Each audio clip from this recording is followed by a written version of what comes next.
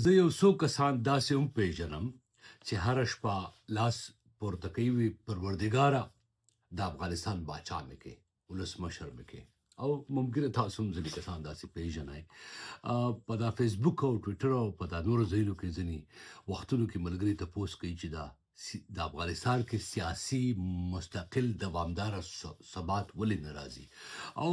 علت یې هم دا دی چې دا پخواني مشران چې کوم دي دا زلمی کل نه یادومه په دې کې اوس هم دا د پاچا جوړېدو خوب چې دی دا په دواګانو باندې پاچا جوړېدلو دا خوب چې دی دا اوس هم ژوندی دی او ځینې پکې بیا کودتا غواړي او ځینې پکې په زبردستۍ باندې واک ته رسېدل غواړي نو حقیقت دا دی چې دا سیاسي پروسس چې دی دا سیاسي عمل چې دی دا ډېره غوټه خواري غواړي سیاسي مزاحمت جیلونه قیدونه هلې ځلې تقریرونه په ولس کې محبوبیت چې دی دا یو شاعر ته په 200 روپۍ ورکولو باندې چې زما په نوم باندې شعر ولیکه یو خبریال ته چې زما صفتونه وکړه په دې باندې په ولس کې محبوبیتونه نه پیدا کېږي یوه خبره او دا په دواګانو هم نه کېږي تاسو یقین وکړئ د دې هم زیات خطرناک شیان چې دي هغې نه مونږ خبرېږو خو وایو نه یعنی یو سړی دی بلا وټسپ ګروپونو کې به تاسو بیا په وټسپ ګروپ کې نمبر یو بل خلک پیدا کړي نو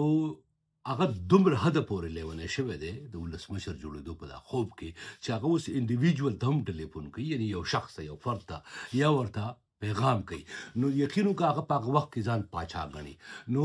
لکه اوس مثال په توګه ما ته یو سړی پیغام رالېږي نو تاسو خو به نه رالېږي چې نحمده ونصلي علی رسوله الکریم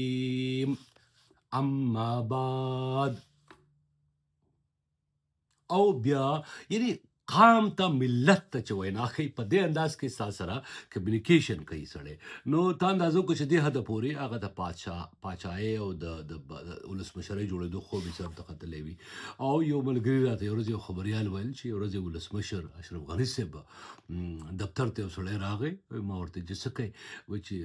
ولسمشر سره وینم ما ورته چې خدمت وایي چې دا خط مې راوړی دی وایي چې ما ورته چې دا خط راکړه چې مونږ ولور کو چې مونږ خطو کو ته به کې لیکلي ولسمشر ته چې ته کرسۍ پرېږده ما ته زه په دې ولسمشرۍ په څوکۍ کښېنم نو ځینې مشران اوس هم په دې خوبونو کې دي او په دې خیالاتو کې دي او دا کیسه مې ځکه وکړله دا ځکه کومه چې دا په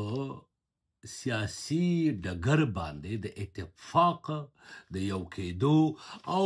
پرمختګ چې دی په دې کې تر غټه اوسه پورې غټ رکاوټ هم په دې جرګو کې په دغه ځایونو کې پیدا کېږي چې اکثره